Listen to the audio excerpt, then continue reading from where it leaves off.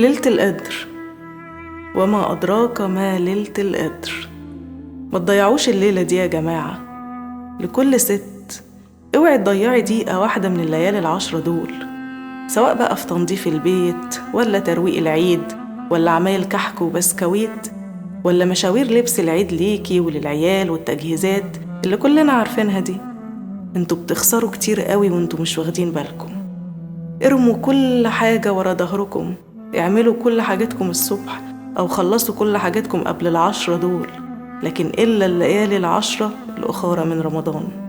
ده انت ممكن عمرك وحياتك كلها تتغير بسبب ليلة تصيبها من ال10 دولت، تصادف وتكون ليلة قدر.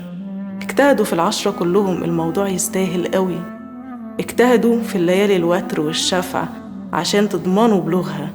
حافظوا عليهم واغتنموهم صح، وفكروا بعقلكم عشان ممكن ليلة منهم تنولكم جنتين، جنة الخلد في الآخرة وجنة الأرض، والله باستجابة دعوة بتتمناها.